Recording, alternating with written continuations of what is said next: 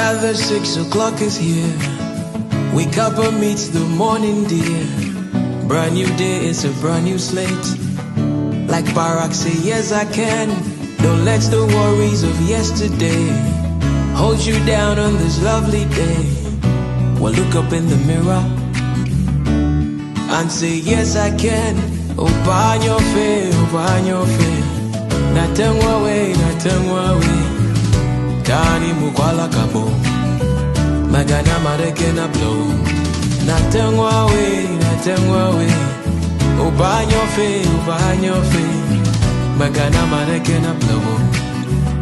Kani mukwala kabo. Just do it, just do it. Just do it, just do it. Just do it, time is ticking. Just do it. Tired of lying to yourself late. Don't you know you are your best bet? Who you waiting for? Who you waiting for? You've got all you need more. They will only help when it's convenient. Tell you all of this is for experience. She put no heart in your band and in your wild head. Just take a step and things will fall in place. Even when time dies, no one can catch it. So don't waste all your regret it. Your time is now, your time is now. Just believe it, say yes I can. Open your face, On your face. natengwa way, natengwa way. Kani mukwala kabo. Magana marekena blow. Natengwa way, natengwa way. Open your face, open your face. Magana marekena blow.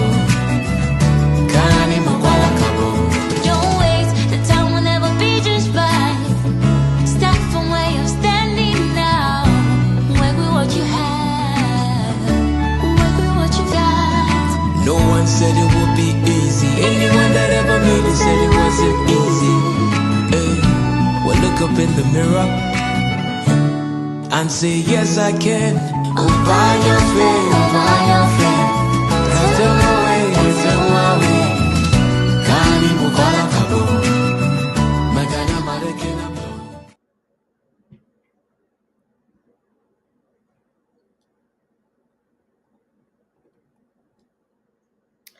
Good morning, good afternoon, good evening to everyone that's tuning in from all over the world.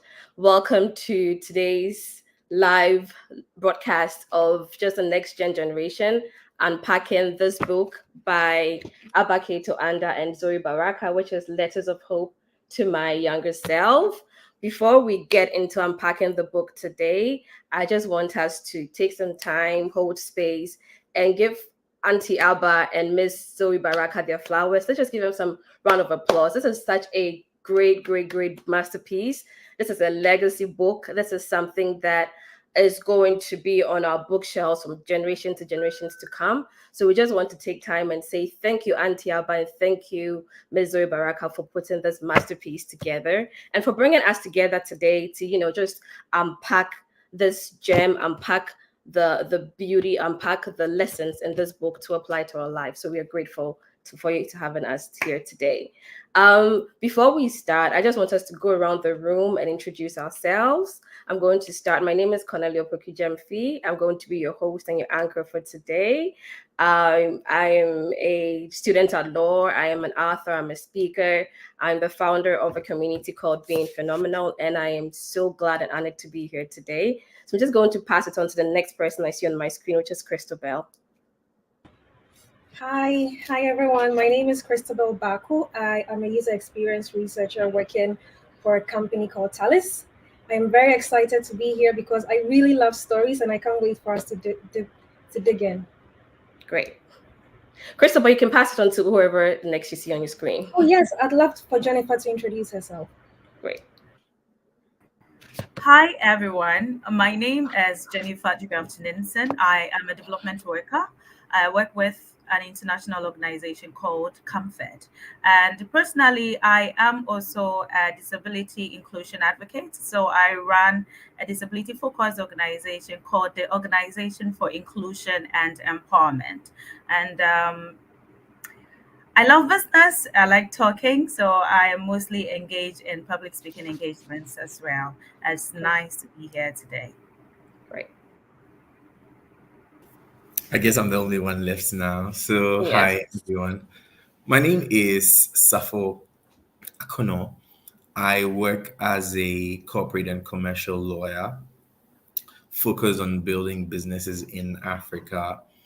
Also with a keen interest in stuff like ESG, sustainability. So interesting things going on. And I'm excited to just dig into the book because I think it's like a mine of so Yeah. much wisdom, people that Yeah. have gone ahead of us with tremendous experiences. So yeah, happy to be Yeah. here. What's you, Connie? Well, well, I see that we're all in a hurry to dig into this jam. So without wasting much time, I just want us to just go into it. And what I would like us to do is just how we started it. So I'm going to just like call random people. When I call you, you just pass it on to someone else. It doesn't have to be the next person on your screen. Just let's just bounce it back until we're done and we've gone through the group. Sounds good? Okay. So I just want us to start with, if you've gone through the book, what is the one thing, one story that really resonated with you? You could see yourself in the story. You're like, this is me. If I were to write a letter to myself 10 to 15 years from now, this would be me writing this letter to myself. And I'm going to start with our gentleman, Safa Kono. Right, put me on the spot. Honestly, right? I think my one story would be the story from, and forgive me if I murder the name. I think his name is Galileo Assam Akom. It's on page 107 of the book. He's a retired public servant, former principal chief revenue officer of SIPS, and of course a beloved patriarch of his family. Why this stood out for me is because I think his story really, really reminds me of my father, who also worked in SIPS. And so, Oh, working through his story, he talks about being very, for lack of a better word, he was average. You know how you meet people and they're like, oh, there are people that just catch your eye, or you feel like, right. oh, these are the really distinct ones. Yeah. And then there are people that are like, oh, these people are, there's nothing really impressive about them. Mm-hmm. Galileo admits that he was that sort of person growing up. There was nothing really extraordinary about him, except for the fact that he chose to be extraordinary. And I love that, talking about where he came from. And his quote is, poverty cannot imprison the human spirit, it's the mind that does. And he came from a background, a really poor background, to be able to get to the level that he got to. He admits that it's by God's grace and sheer will, determination. And so I absolutely love that. I really resonated with that story. Yeah. I think Thanks I'm for going to sharing. pass it to Christabel. Thanks, Safo. And that was a lovely story you just presented. Okay, so the story that really resonated with me is the story of Angela Champon, aka DJ Echo Official. And the reason I love it so much is because he talked about how he had to write his O level math 5 times, and the fact and the struggles he went through, all that, the studies, I could actually see myself there because I've had to also rewrite exams so many times, and I've had issues where I've had to go through stuff so many times. So Yeah. it was something that I picked up a lot because I mean, I wrote my IELT exams 4 times and I was done. I was like, I'm not doing this again. So it was really nice to see that, okay, someone had to write the O level math 5 times, Yeah. and they didn't give up. After he had written it the fourth time, he had the option to either go on to university and do a diploma Mm-hmm. course, or I think learn an entrepreneurship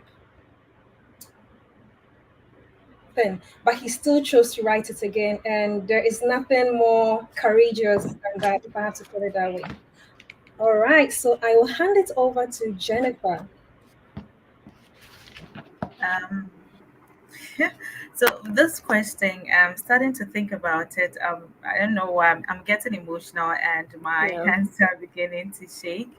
Um, so what resonates?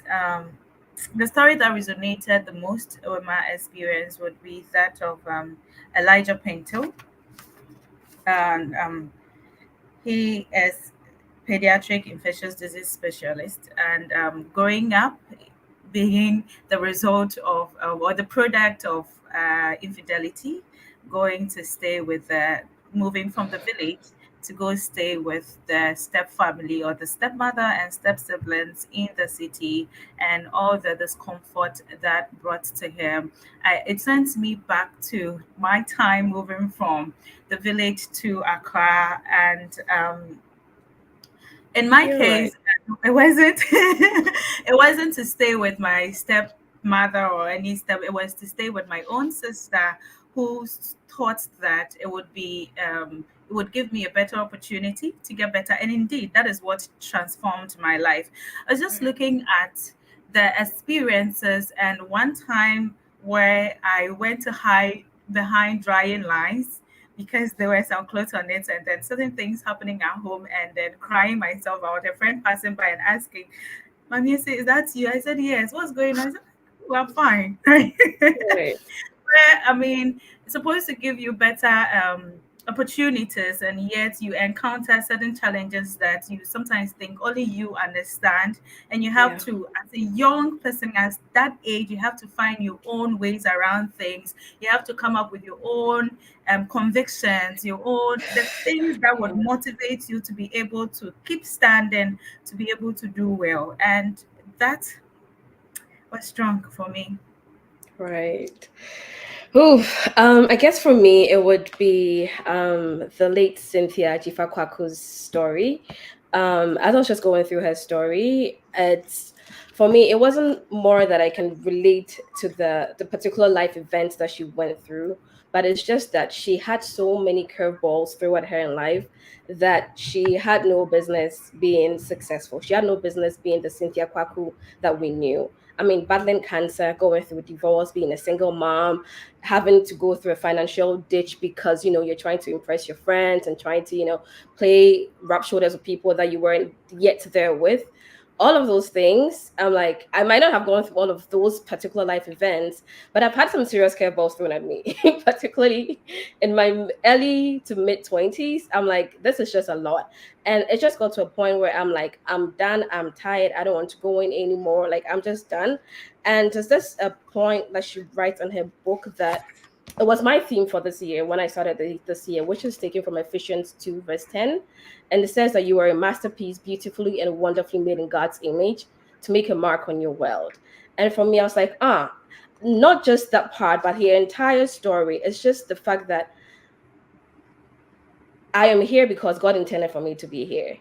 I am his masterpiece. All of those curveballs that I think I've gone through in life, all of those life's issues, all of those things that have been thrown at me are things that God is using to write and rewrite my story.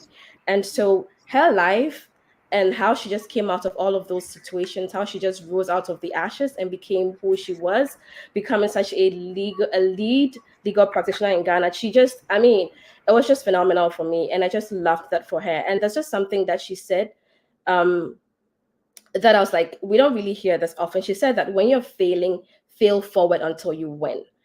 And that's like, we keep hearing, it's okay to fail, it's okay to fail, but there's you can fail and be failing in the same spot over and over again. You can fail and you're not making progress in failure.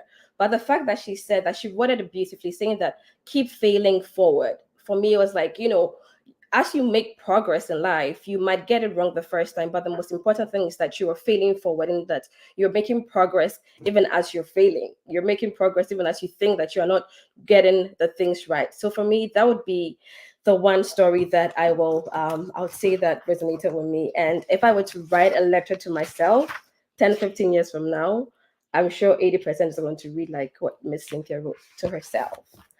And I just want to go off and ask, like, what story struck an emotional chord with you, and why did you feel what you felt?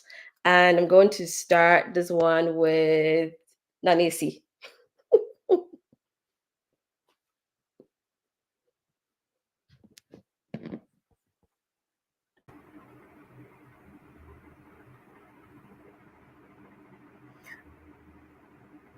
Me? Yeah.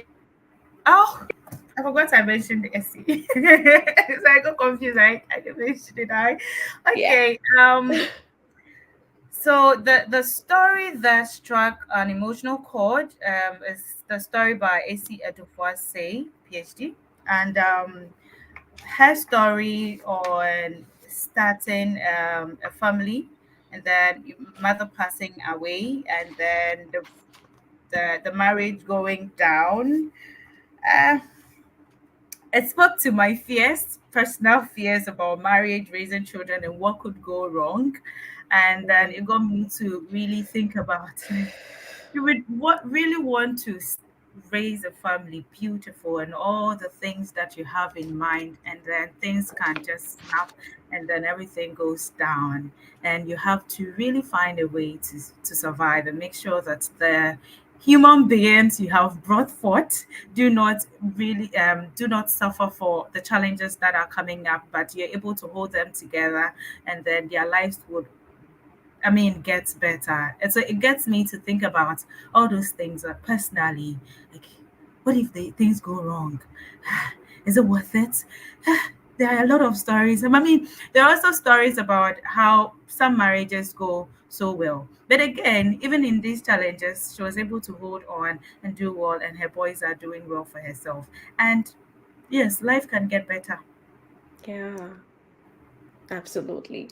Did you want to pass it on to someone else? Yes, I'm looking at Christabel's facial expressions, and I want her to continue. Yeah, I share in the same sentiment you just described. Life is tough, and sometimes when you hear these stories, it can really get you thinking. But I like it because when you think about it, at least it gives you hope that you know what, even if you go through it, you're still going to make it better on the other side. So that was a beautiful story. To my story, the story that really struck an emotional chord in me is by Victor Bampo. And I think the reason it did is because I've actually never been through what he has been through, and I can't imagine what I would do if I was to be in his shoes. I mean, I've never, he had, so in the story, he had epilepsy, and Right. he started with um, small seizures, and they later on escalated to grand big league seizures. And it got to the point where he was all alone because his friends who had witnessed him having a seizure didn't want to touch him, didn't want to be in the bus with him. And I've always had my friends and family by my side. I've never had to go through that level of isolation before. So Right. I could put myself in his shoes, and I can only imagine what he had to go through. But there was something that he said in the book that really stood out. And he said, "You think that being on your own is hard, but it offers you the opportunity to spend time with your books." And this was the letter he wrote to himself, where he was talking about how when he felt neglected by his friends and he was all alone, instead of focusing on the negative side of what he was experiencing, he channeled Right. all that energy into reading and being the best version of himself. And he was one of the best students in his graduating class from medical school. Yeah. And that's beautiful.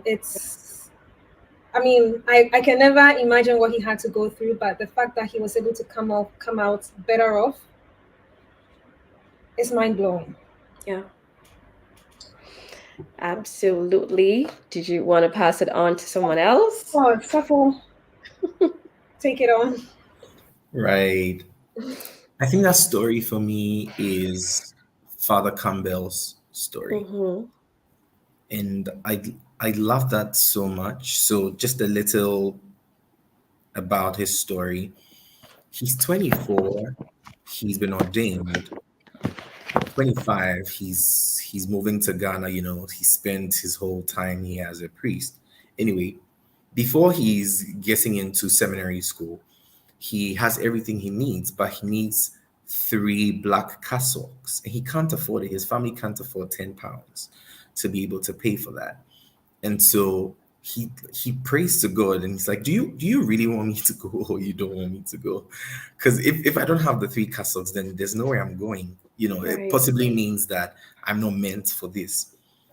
And guess what? Like, I think he said a week or two before he's due to go to school, he receives a mail, and there's a letter, and the letter basically says that here's £10 for you.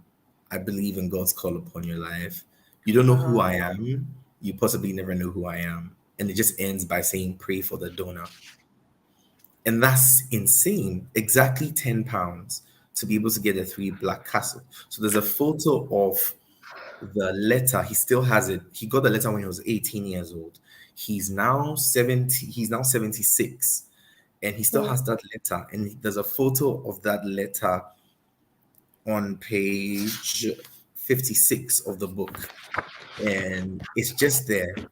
And so I think it was Abba and Zoe asked him, has he found out who sent him the money now? He's like, yeah, he still has no idea, and possibly would never ever know till he dies. And that was the thing for me, is like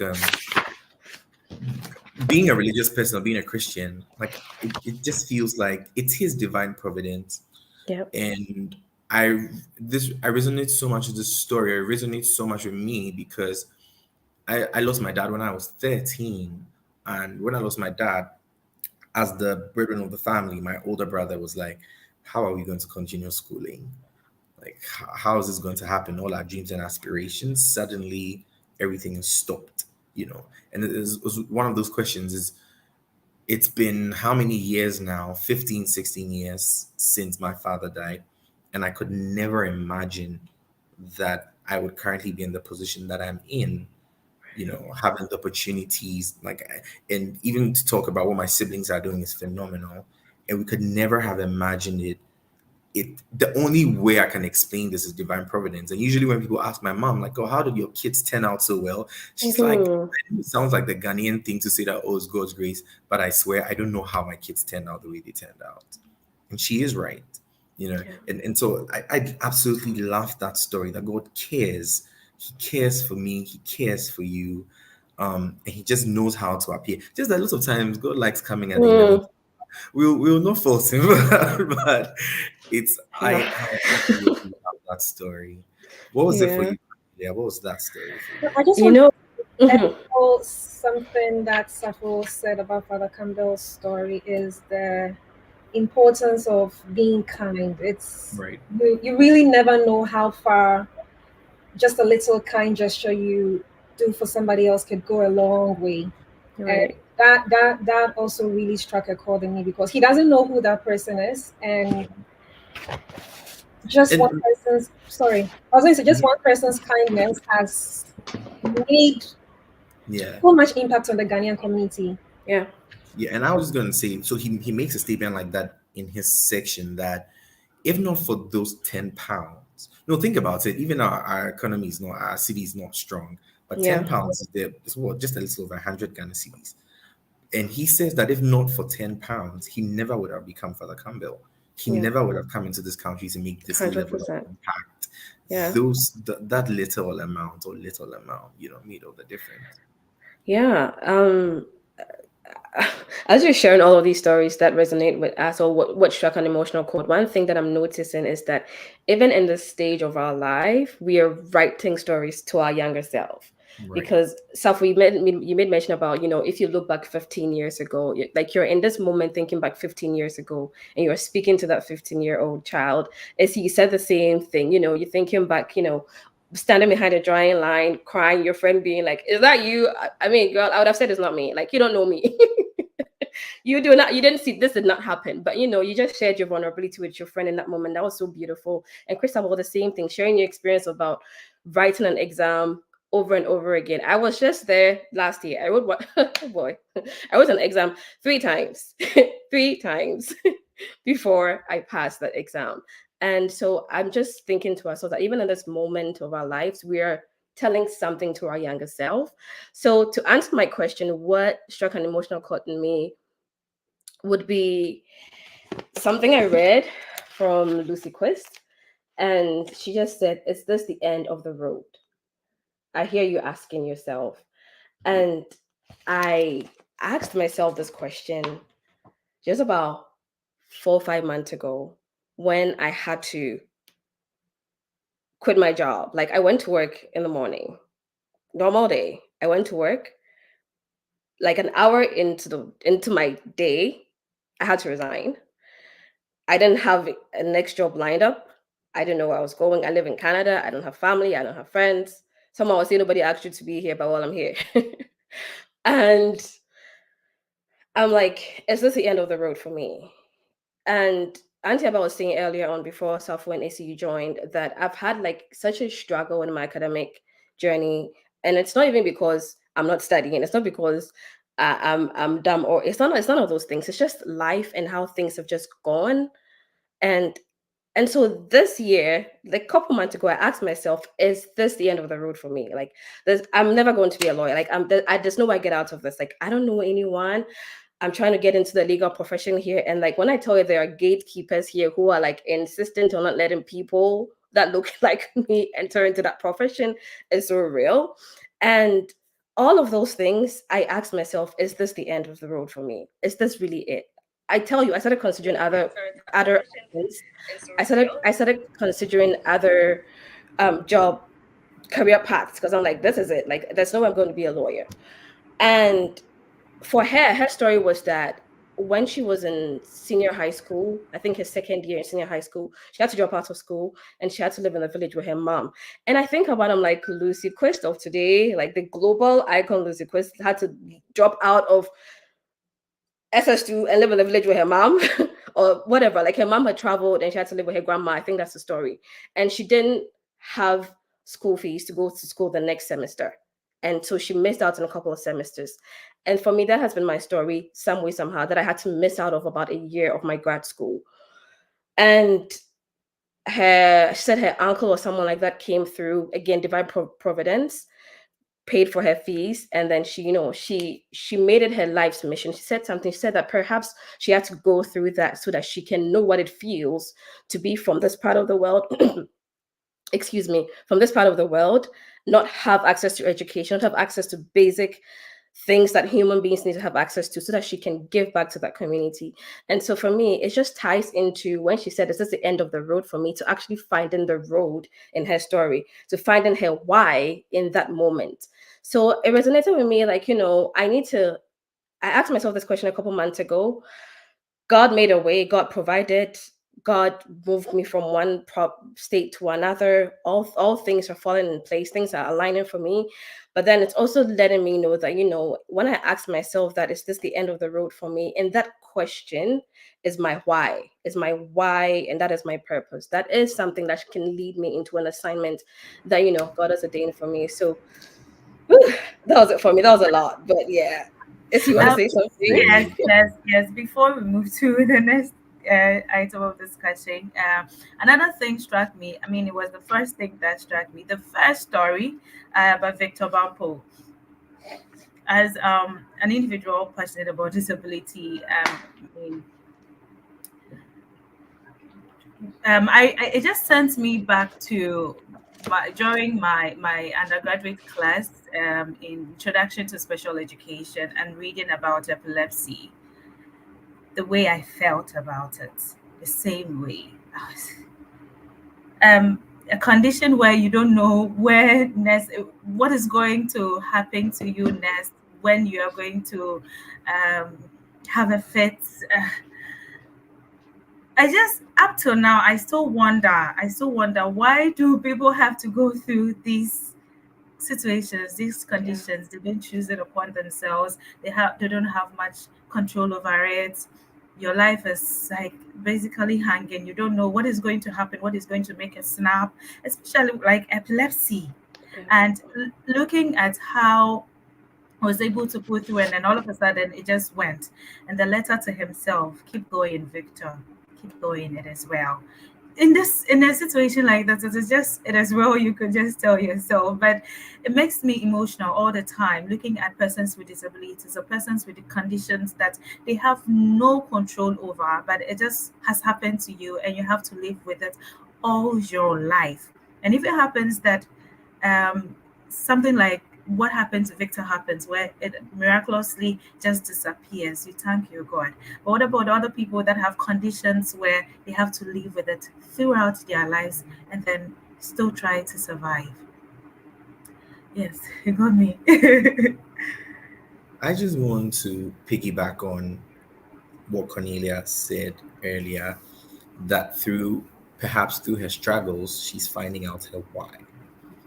Yeah. And as I was telling you guys before, I run a podcast and I have interviewed a good number of people. I spoke to a woman who has a child living with Down syndrome, interviewed my mom about the loss of her husband.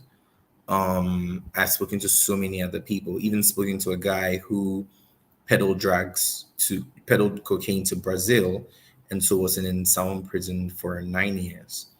And I was speaking to him afterwards. And then with all of these, they end up saying in different ways that through their struggles, they found their purpose, they found their why. And I'm absolutely convinced that our life's purpose, a lot of times, are birthed through our greatest struggles. And so, as difficult as that may seem, we need to be in the place where we embrace is like what scripture says, shall we receive good and not bad? Only good things from the Lord and not bad. But the amazing thing is, even through all these so-called bad things, we're being formed. We're finding out why. This lady I'm talking about, whose child lives with Down syndrome, now she's on television. She's all over the country. She says finally, and she's old. She's like, oh, she thinks she just found her life's purpose after what happened when her husband left her and all these things. Suddenly she's going around advocating for all these things. And that's so pivotal. That's so important for us to understand and appreciate, even as we go through life, come what may. There's always such a powerful purpose behind that. And so we always need to make sure our antennas are up to be able to identify what exactly it is, the why in it. The why in it is that's it for me. Yeah. Thanks for sharing that. That's so beautiful. Thanks, Nanisi. I don't know why I keep calling you Nanisi. I'm so sorry. But thanks for sharing about, drawing attention to the persons that live with disability, and also, just it not being their fault, and but having to live with that condition. And Safo, even as you're sharing what you just said, something that just came to my mind, and something that I'm constantly reminding myself of, is that God is good. Like, even in those times where we feel like this is it, like I don't have the next feast, I don't have the next meal, my dad just died, I don't have the bread, like in all of those situations that we think is bad, God is still good. And God is still good because that is who he is. Like, he can't change. God can be bad even if he wanted to. So if God is good, then in those situations, there's good that's going to come out of it. So that's something that I don't always doesn't always calm me down, but oftentimes I just try to remind myself that in this situation, Cornelia, God is still good. Like, God is good. He's good even in the now that seems, terrible and bad and all of that. Um, Moving on from there, and as I think Safwan have already started preaching, what are the central themes that you picked up from this book? And I think I will start because I think everyone has had their turn to start. For me, it's three things, and I'll just go through them quickly. Is number one, that everything works out in the end. Um, and like I said, like they're most of them are like maybe middle aged, early, or like in their old age, in quotes, and they're just looking back and they're like, everything has just fallen in place, everything has just worked out. And for me, I think that sometimes as younger people, we particularly feel the pressure that things need to work out now, today. Like, in fact, like yesterday, like things should have worked out yesterday. And I think that because of that perception, we are impatient, or I am impatient in, just going through the motions of life. But one thing I've realized going through the book is that they all went through the motions of life. You cannot cheat life. Like, it will work out, but you've got to go through the motions of it. So that's the first thing that, I struck a chord with me, or that's like one of the themes that I think is really central in the book. The other thing is faith. We see that a lot of the contributors to the writers, like, give us your anchor scriptures, or like things that if held, words, passages in scripture, something that if held on, that connects back to God. So at the end of it, God is good. Faith is paramount. We all need faith to move on in this life. And another central theme I picked up is a mindset shift.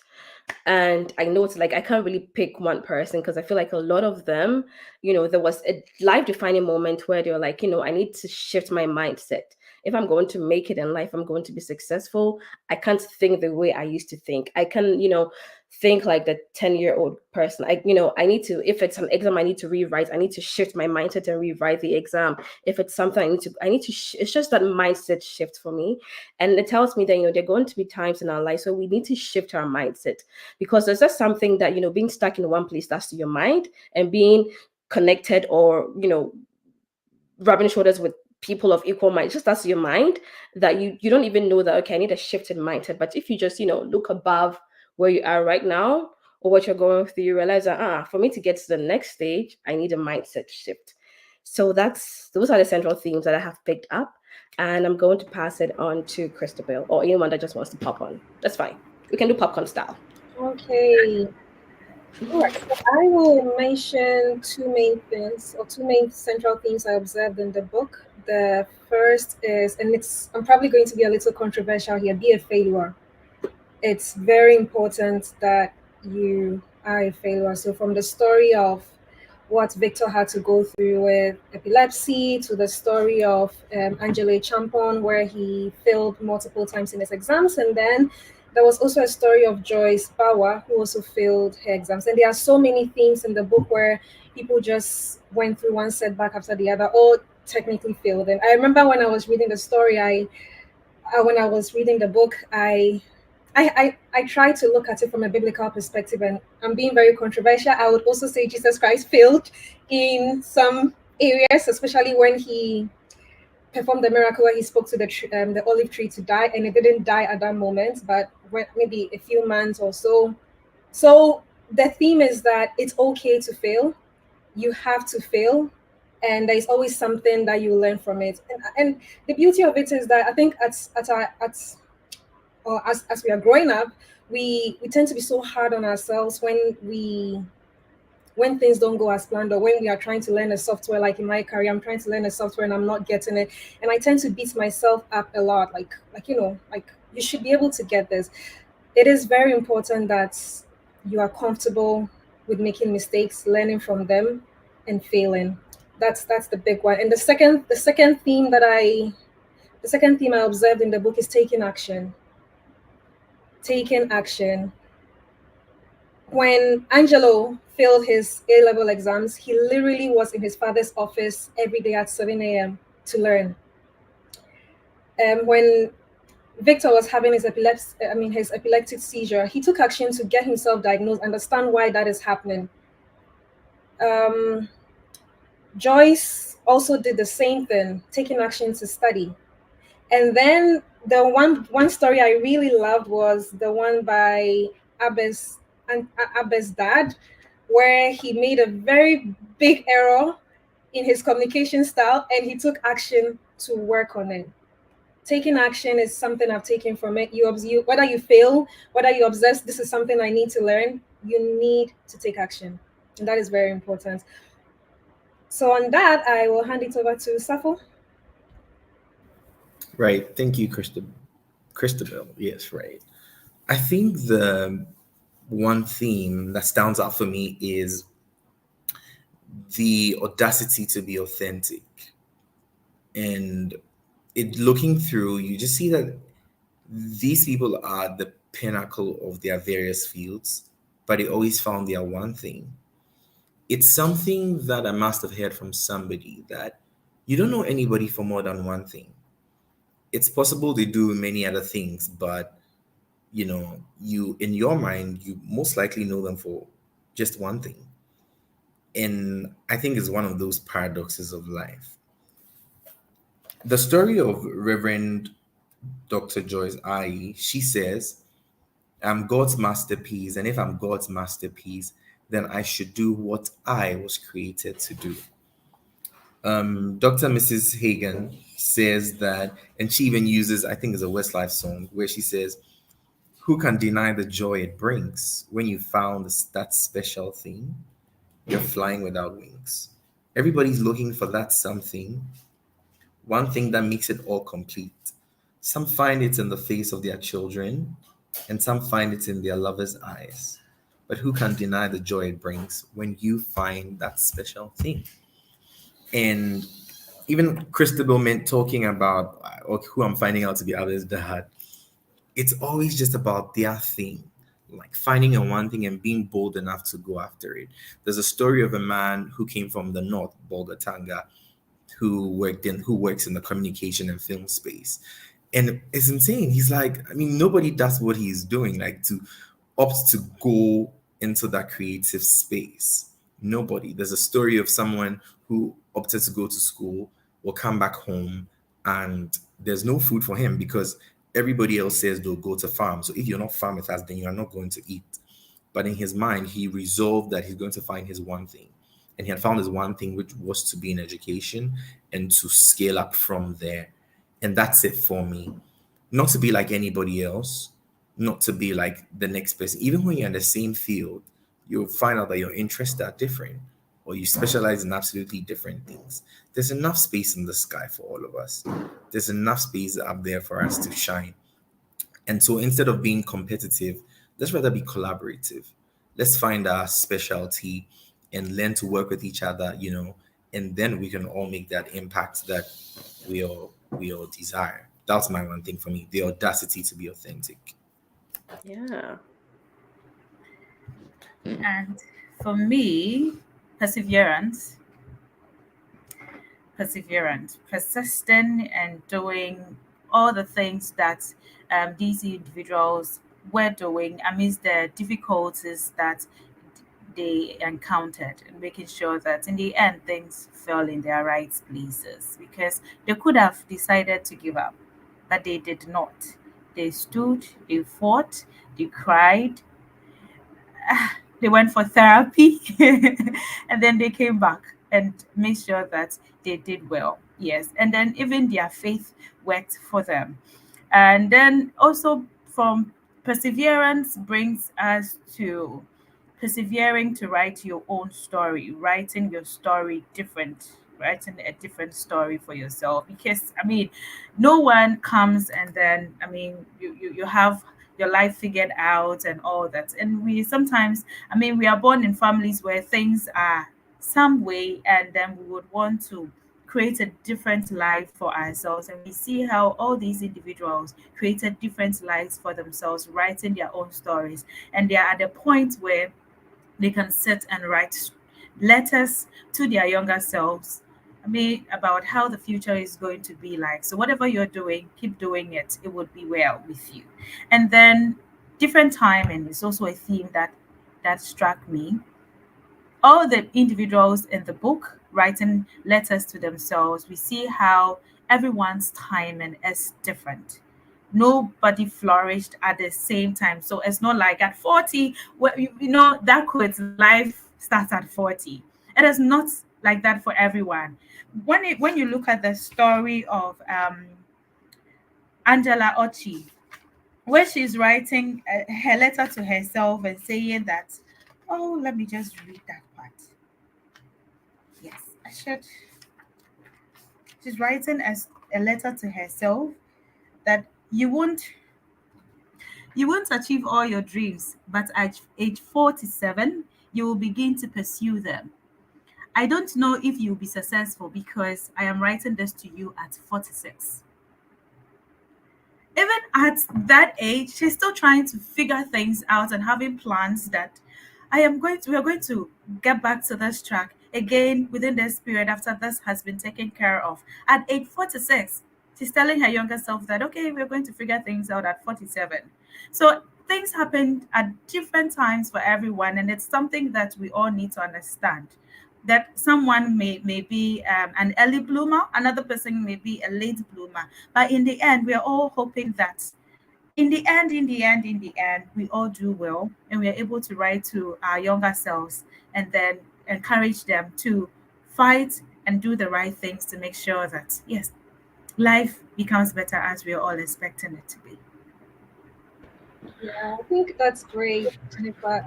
I believe this is something that we forget a lot as adults or as people growing up, because challenges comes, we tend to compare ourselves with people and we forget not to do that. We've like we forget a lot. So it's really, I find it very interesting and very important that the book echoes it throughout the different stories here. And just to unpack a little bit about, not unpack, just to case in point, when Safo talked about collaboration, I'm like, this book is a perfect example of what can happen or what happens when people collaborate instead of being competitive. Imagine if Auntie Abba is always say, we're going to write different things and, all of that kind of stuff. So this is just a beautiful example of what collaboration can birth through, collaboration, whatever. Um, I want us to, just talk about, is there anything that surprised you in the book? Is there anything that you read or like, like, wait a minute, I didn't expect to see this here, or, anything at all, an aha moment, a surprise moment, something like that, popcorn style, anyone can go. I think two things, maybe not strictly aha moments, right? The first one you've already mentioned. It was reading oh, why am I Lucy Quist's story. Yeah. I mean, it was because I've also known Lucy and been in spaces where she's spoken, and so to find out that she went through that, I had to go back and go like, am I sure I'm reading Lucy's story, or have I been into Mm-hmm. somebody else's story? Because I'm like, I'm sorry, mom, I thought you were born with a golden spoon in your mouth, and so that was Yeah. like super fascinating for me. Yeah. I think the other thing, which really for me wasn't an aha moment, but was a confirmation, maybe it's a confirmation bias, was Mrs. Hagen's story. And she talks about, again, finding your why. It takes me back to, I've had these conversations with my friends who are engineers, and they talk about how it was essential that they learned all those things they learned in core math and e math, like logarithms, calculus. And every time I'm like, I'm sorry, but I can never agree with that, I because don't relate. how many I've lived for God knows how many years now, and I've still never used certs. I've never used logarithms. I would Yeah. never use calculus. I'm so sure of it. Like, what exactly was the point of all that? I feel like you wasted my time. But one of my friends made a statement that it's because they just didn't explain why we were learning that. If you had told me that I'm learning certs or logarithms because it opens me up to these opportunities, or it does this to the way I understand things, then I think I'd have been more embracing of, those lessons. And so that was it for me. Looking through it, it's so important to start with your why. Why am I doing this? And it's a skill I definitely want to employ with my kids someday, to let them understand why Mm, we're doing this. Like, if I'm correcting you, this is the reason why I need to do this, yeah. and that way you are more open to learning about it. I think those are the two things off the top of my head. And of course, Father Campbell's story. Yeah. Hmm. I can go next. So there are a few things that surprised me, and the reason they surprised me is because I underestimated the importance of it, and I realized I need to take action. I need to do something about it. So I'll just read them from the book as a quote, and I'll probably echo what Sappho said about Lucy Quist, where she said, intentional and effective time management have been instrumental to her success. Guess what? And then okay, actually, I'll come back to it. But the second quote I'll read is by Abba's dad, Ambassador Anan Achinketo, where he said, he pointed his finger to me and told me to look for a new job because I was to be dismissed. Mercifully, the dismissal did not happen, but the lesson was learned about the importance of strategically choosing appropriate communication channel to deliver critical messages.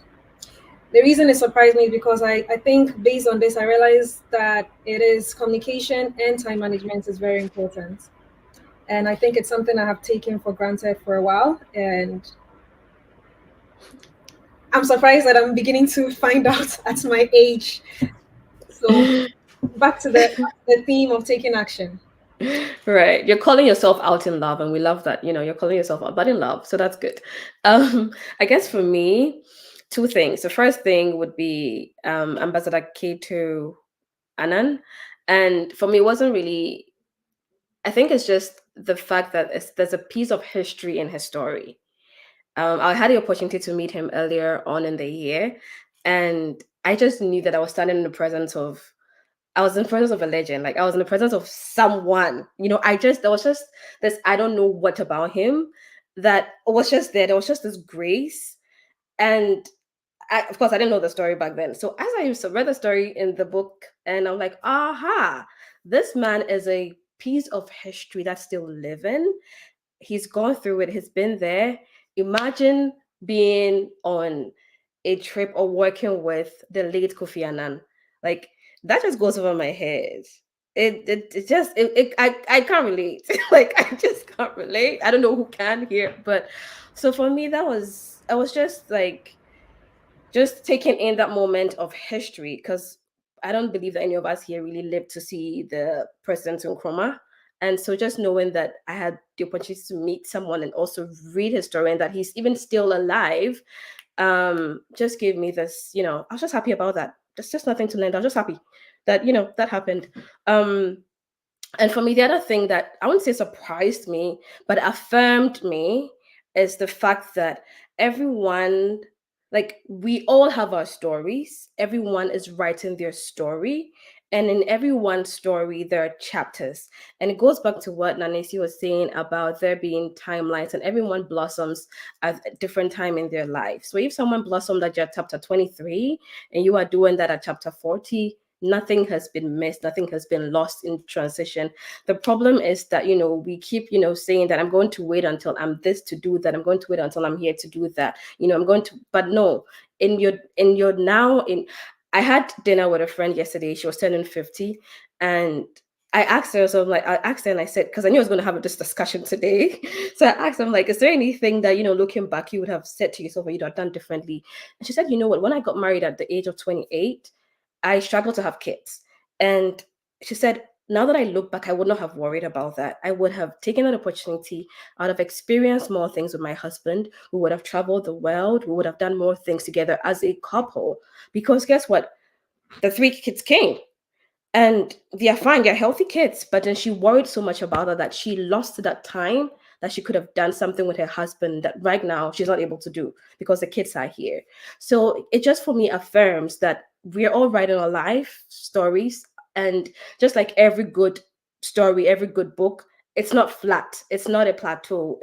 There are highs and lows. There are different chapters. The plot is different in several ways. And we should, learn to accept that in this chapter of my life, in this season of my life, God give me the wisdom to navigate it in the way that you'd want me to navigate, so that I don't lose out on anything, and I don't look back and be like, if I knew, I would have done this. We don't want that if I knew later on in our lives. We should want to know the wisdom, we want to have the wisdom to deal with the situation in the present that God has given to us. So yeah, that's for me. Okay, for me, they were not really, really shocking, but more of affirmation on my thoughts on certain things. And the first is the story of Elizabeth Ochi, um, and it's about my thoughts on mental health issues being as common as malaria, and how we do not pay attention to it. We are all at risk at any day. We could snap. One time, you could be the threat to your own life where you are at that point where you want to commit suicide. And it is important to pay attention to some of these things that make us unstable and wanting to take our own lives from our hands. So in the story, she attempted suicide twice as a teenager, and then later on having to survive cancer 2 times. I mean, that is a lot. And that could have even sent her to another level of wanting to take her own life away from her hands. So it's something that we should pay attention to. And then the second thing is on life. So far as you are alive, there's a lot that you could do with yourself. You're alive, you're healthy, and then your mind is stable. Look at the story of Kofi Otutu Edu Labi, writing and doing well after retiring, and then in 13 years he's still writing and keeping busy schedules. At the life of other people, such an individual at age 73 would just be sitting around and not really be much engaged in very productive activities. But this is a man at 73, keeping busy, living life, and then motivating people, writing a letter to his younger self and saying that, you should have started writing earlier. But I mean, so far as you're alive, it is never too late to still go on doing all those things you thought you would have done. So yes, we could always, so far as we are alive, we can be greater. Sounds good. And yeah, so far as we're alive, we can definitely do greater. So two more things and we're out of here. I just want us to, throughout the book, a lot of the writers, I think all of them do leave us some governing life codes, and I like how that is really phrased, the language governing life codes, something that they've held on to as their anchor throughout the years. So as you went through the book, were there any governing life codes that you're like, imbibing into your life, you're, taking as yours, at least if not for you, the rest of your life, for the season of the life that you're in? Anyone can just hop on. Yes, there are a lot. I'll try and be snappy with them. Um, so with the story of Elizabeth Irene Bates, um, she dropped something on. I have learned that one is able to live a number of lives in parallel. Life doesn't stop because one thing is happening to you. It is important to make peace, to make space for your passion. Resonating with me as someone who identifies as multi-talented, I'd rather even say multi-purpose because I do way too much. Yes, and then knowing that, I mean, the world is not going to stop for you to fix things up if you encounter challenges with the many things that you are juggling with, but you have to find a way to make sure that you're doing well, and then you have time for your passion as well. And she also states that hustle beats talent when talent doesn't hustle. So Yeah. you could be multi-talented, but if you are not polishing up, you are not putting yourself out there, someone who probably you have identified as less talented as you are would overtake you and then would do better. So the fact that you have a talent does not mean that you should just sit on your talent. In the scriptures, it will be taken away from you. But if Yeah. you go on to use it, it would multiply. The world gets to hear about you. You get to live the best life that you have always dreamed of. And then my last is from Kofi Otutu Edu, and he lists about 7 things that we could do right into his younger self. And the first, follow your dreams. 2, don't let fear hold you back. 3, let every moment count. 4, while there is life, there is opportunity to develop yourself to achieve your goals. 5, don't stop trying. 6, it is better to try than not to have attempted anything. And 7, read and read to allow you to travel the world from the comfort of your home for the acquisition of Mhm. knowledge to position you to be more fruitful in life. This is everything I'm trying to do at the moment to make sure that every day I'm living the best version of myself. Every day we're going to improve, be the best version of myself. And this is what I am going with. And yeah, stuck with me. Thank you. Thanks for sharing. Crystal, do you want to go? Sure. I really love Jennifer's quotes. They spoke to me intensely. I loved it. So I'll just try and find a quote that is a little different. This is by Angelo, where he said, "Be kind to yourself, do things you like, center on what you value, and notice the little things that you are grateful for." Those are the little things that I perhaps used to take for granted, but I don't. And I think what really spoke to me out of all this thing is noticing the little things you're grateful for, because That's it's beautiful. yeah, it is like when and then most times I really love doing that, because most times when I hear little things such as people being at the wrong place at the right time, or at the right time at the wrong place, and Mhm. maybe they got shot, I am always grateful that I've always been at the right place and at the right time, and I haven't had to necessarily experience that, or the fact that my parents are still alive and I have friends and family here that I can talk to, or I have friends that money can't buy. Those are, and family that money can't buy, and family that I've had to take on over the years. So being grateful for the little things, very, very important, because they could be taken away from you anytime. Thanks for sharing. Those were beautiful. Safa, do you want to go? Yeah, sure. I hope to be quick. So Galileo says, ask questions that your people never ask. Undertake endeavors which your people feel are beyond them and you. And importantly, dream far beyond your hamlet. Mm. You define what your hamlet is, but always dream beyond your hamlet. The second and the last thing will be from Asan Kuma.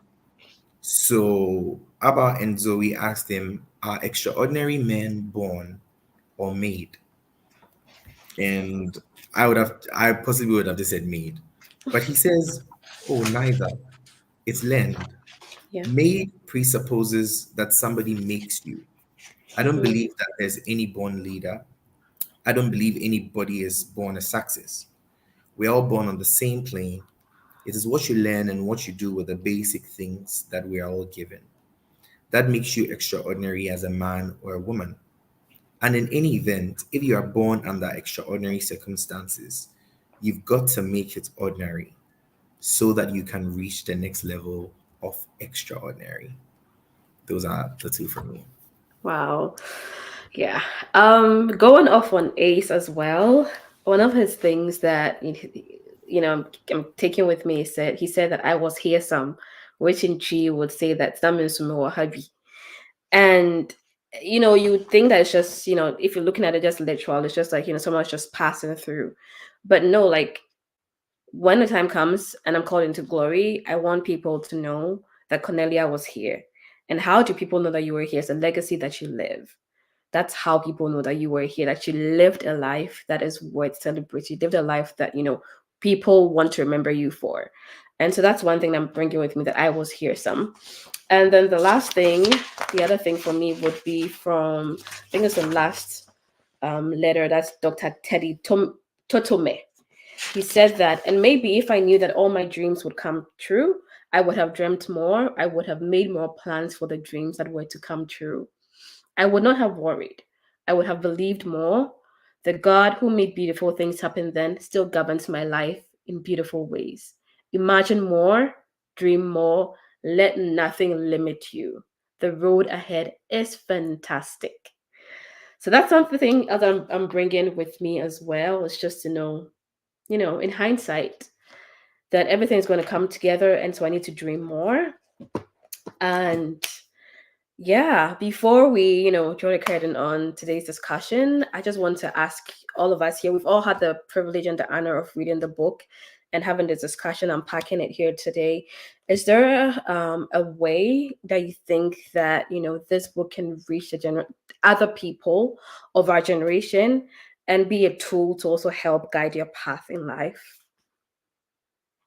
Well, let me start with this, right? There's a thing that we've all been saying throughout that I think is pretty interesting if it's taken on as a project. And so I think Cornelia Lee started with that even with sharing these experiences from the book in our personal lives, it's almost as though we are writing to our younger selves, like we are writing our stories. This year I've come into the power of journaling. Like I suddenly believe in it. Like it helps me to focus my thoughts, it gets me to the root of a lot of, you know, things that I'm feeling. And it also serves as a way to spur me on to do greater things.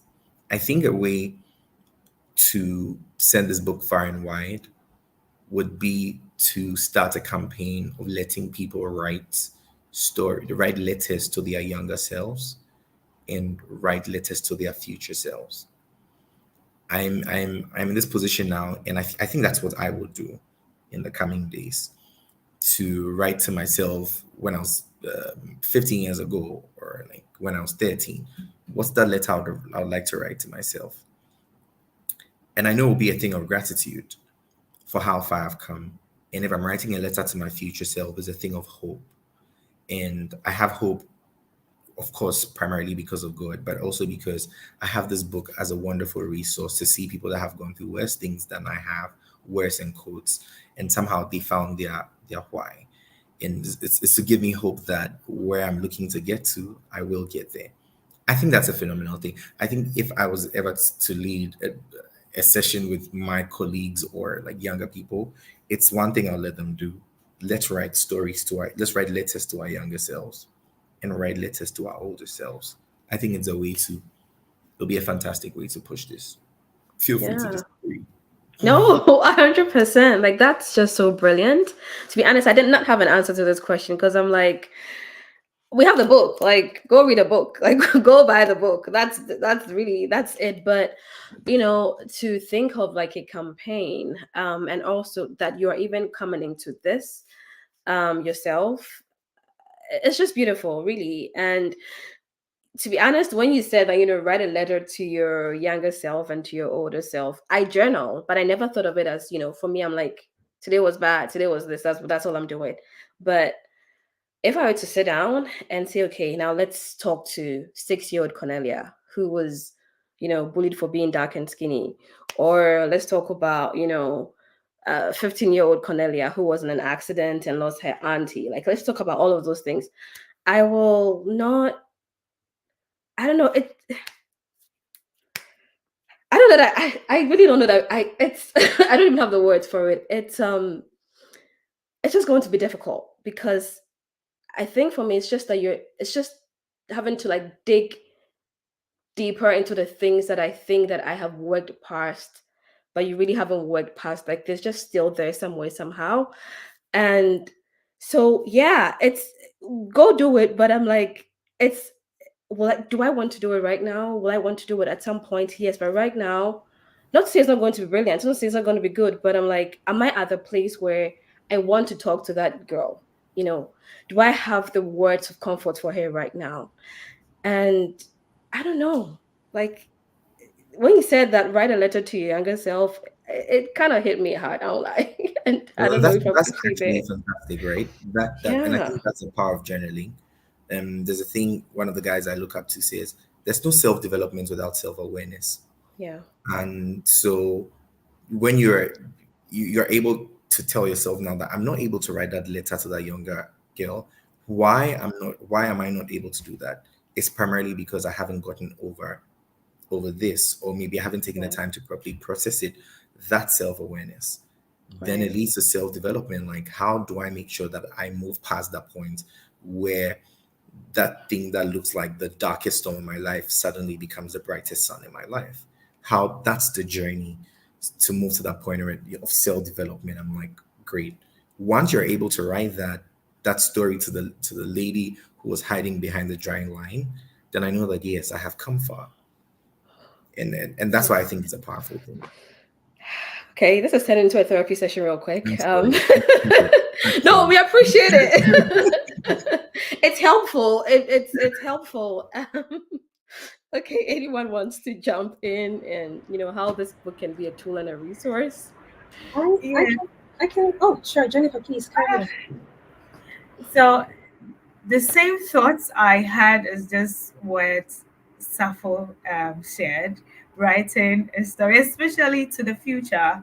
I'm just sending my mind to very young people, especially teenagers. When you become a teenager, there's a lot happening with you. There is a lot that is going on in your mind, your environment, trying to figure out what is going on in your own body, trying to understand how people are seeing you, how you even perceive your own self, what opportunities are available for what you are coming to know yourself for, how do you navigate the challenges that you have become exposed to. And so, if you are able to bring yourself to picture the future, the vision you have, even if it is not clear, but you're able to write something about how you would want your future to be like. Write a letter into the future for your own self. It helps. At least it's able to help you have some focus, and encourage yourself to be able to, I mean, do well. And then I am also very big on mentorship and coaching. And so another way this could help is where there are mentorship sessions that are organized, especially senior high school students and then maybe university students, where they get to listen to these stories that are being shared, or even if we can bring along some of these personalities that were featured in this book to share their life stories. So you come in terms with the people that you have been seeing on TV, you have been reading about, you admire so much. This is how they also traveled.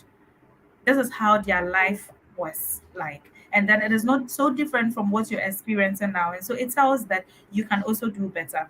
But instead of trying to navigate it, I mean, life alone or trying to figure things out anew, you can learn from their experiences to make your life better. So you don't have to now try to find new answers. But if there are some answers that some of these people have already figured out, yeah, let's learn. It's better to learn from people's experiences. Obviously, there are going to be times that you have to have their experience and then learn from them. But if we bring these people to younger individuals, younger people to learn from, to listen to relate, then they know that okay, I could be here at this moment, but this person was, if this person was here and has gotten there, it tells that I can also get there. And then it makes it a little easier for young people to realize that yes, they can also get to that point where they can write to their younger self and then be happy about their progress. Thank you. That's brilliant. Thanks. Crystal, you can go ahead. Oh, okay. Where do I start from?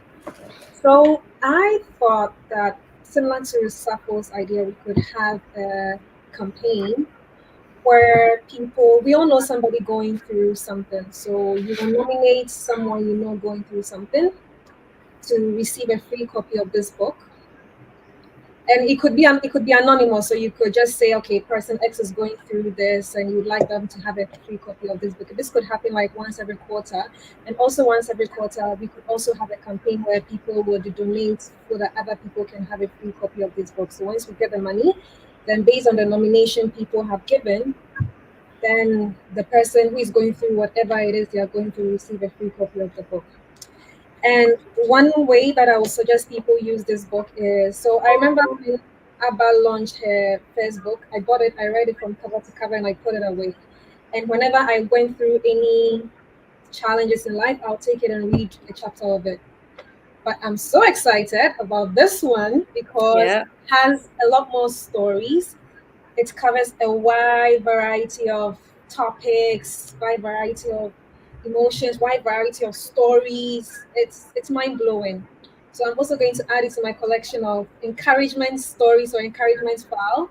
I read it from back to back, but whenever that I'm going through anything that in which my emotions are down or I'm struggling, I'll pick it up and read a chapter. That's what I do. So I'm really, really happy that I can add this to my collection. And that's how it works for me. So Yeah. yeah. To go off on what you just said, what I think is that Auntie Alba and Ms. Zoibark are like, please, we want more stories. Like for me, that's what I'm like. This can become like maybe a once in like 2, 3, 5 years. I don't know, whatever the frequency is. Like, it, I just feel like this can continue. Like we could have like a part two of it, or like I don't know, like there's just so many people out there that have stories that we still need to collect from. And for me, I'm thinking about it in such a way that as we collect these stories and just table them, we're collecting it for the younger generation. Like it's not, this is not even for us. Like this is for us, but then the ones, the third, fourth, fifth one that's gonna come, probably we are actually going to even write in those ones. We're gonna feature in those ones. So like yeah, like we want we would, it would be great if we had, if this book could continue into like other sessions, other books, like a an encyclopedia kind of thing. We have kind of thing. So we have a collection of the letters of hope to my younger self books, so that it becomes like a collection.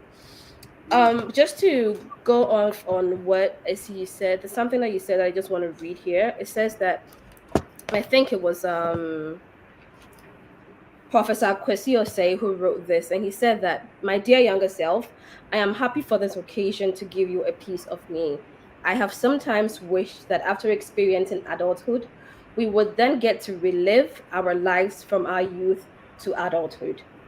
That does not happen, but we are making it possible for you as my younger self, so that my experience will so that with my experience you will live that dream that you what am I reading? So that with my experience, you will live that dream of being guided by hindsight." And for me, that was just beautiful. It was just a language that I needed in this book. That we go through life and we're like, if I had known, well, now you know. Now we know. Now we know we're being guided really by hindsight. So we don't have to, say that if I had known anymore. Case in point, please get the book if you can, so that you don't say that if I had known, because it's literally documented for you different stories from different walks of life that I bet you would see yourself in one of these things and you'd be able to carry it with you in your life. So, with that being said, I'm not sure if anyone has any last words they want to speak before we go. Chelsea, this is I an amazing book. Everyone should get it. It's very life changing. I was just going to say thank you to Zoe and to Abba for making this happen. And I think it's particularly important. There are a number of people in the book who, are household names, like Lisa Kumar, Father Campbell, But there's also a good number of people that we absolutely do not know of Yeah. in the book. And growing up at a certain age, I realized that a lot of times, like, who do you want to be like in future? Like, we're looking at the people we see on television, the people that are far away, like the popular names. But I realized that my heroes were the people that are around me. And a Hmm. lot of times they're like the people that they're names that you don't know. And I think it was Dr. Ayu who even said it, that some of us will make large impacts. Some we'll call them little, some medium anyway. But the point is, once you're doing what you're supposed to do, you'll be happy. And I absolutely love that this book just gives us that good balance of household names and people that are not as popular, but they're So doing true. phenomenal things. Yeah. And so I agree with you, Cornelia, that you see that we sort of have like an encyclopedia of these are phenomenal Africans. Yeah. Some of them we don't know the amazing things that they're doing. And so Mm. I'm just really grateful for that Yeah. opportunity to get into the life, just have a little taster of the amazing things that such people are doing in, Yeah. yeah, in Ghana. Yeah. And thank you Thank to all of you. Great chat, great conversation. Yeah. Um, I am grateful for the opportunity to be one of the people to have received like copies of this book early and then go into this discussion. And I'm grateful for how it also brought me face to face with some past traumas and Mhm. some fears as well, and trying to find a way, because sometimes you think that, oh, I have dealt with them, I'm okay. Then you come, like you meet them and you're like, I'm here. You're not done yet. Yeah. Yes. And you know that you have to keep working and working, and that is the reality. And so I am grateful for that opportunity to be reminded that I have to keep working on myself to be that woman that I dream of becoming. And I know that that is what is going to be for many people out there, reminded that life is not going to be like straight, right? There's going to be a lot of this, that. And so we have to keep working and keep fighting, actually. And there's one more thing. A lot of times we are hit by what people think we should become and then what our life should probably be. And then there is a part where a story, part of Professor Elikem Nutifafa story, where he made a quote from Stevie Jobs, and then I would like to read it and then leave it there as my last words. Your time is limited, so don't waste it living someone else's life. Don't be trapped by dogma, which is living with the results of other people's thinking. Don't let the noise of others drown out your own inner voice. And most important, have the courage to follow your heart and intuition. They somehow already know what you truly want to become. Everything else is secondary. Let's be great together. Thank you. Thank you so much. Thank you so much, ladies and gentlemen. It's been an honor serving as your host or your moderator. Thank you for such a beautiful conversation. Thank you for bringing your vulnerability, your wisdom, your insights into this session. Thank you for pouring out selflessly. And thank you for just being here, being present in today's conversation. And thank you to Auntie Alba. I call her Auntie Alba because I've adopted her as Auntie Alba, whether she likes it or not, but she likes it. So thank you, Auntie Alba and Ms. Zoe Baraka, for this beautiful, beautiful gift. Thank you for, bringing us into this conversation. Thank you for not just letting this sit at the top with the older generation, but, sipping it through us, letting us also glean from the wisdom that the older generation is passing on to us. It's been an absolute pleasure being here with you this afternoon from wherever you are watching us from. And yeah, I guess that's it for today. Thank you so much and go with God. Bye, everyone. Go get the book. Yes. All right.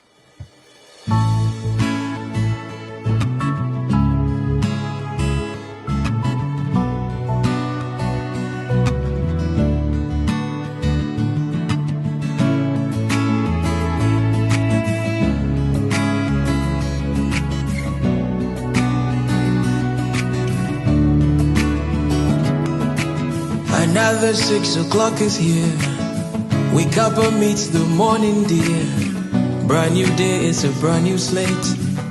Like Barack say, yes I can. Don't let the worries of yesterday hold you down on this lovely day. Well, look up in the mirror and say, yes I can. Open your face, open your face. Nothing away, nothing away. Dani mukwala kabo Magana mareke na blow Natengwa we Ubanyo fe Magana mareke na blow Kani mukwala kabo Just do it, just do it. Just do it, just do it. Just do it, time is ticking. Just do it, just do it. Tired of lying to yourself yet. Don't you know you are your best bet? Who you waiting for, who you waiting for? You've got all you need more. They will only help when it's convenient.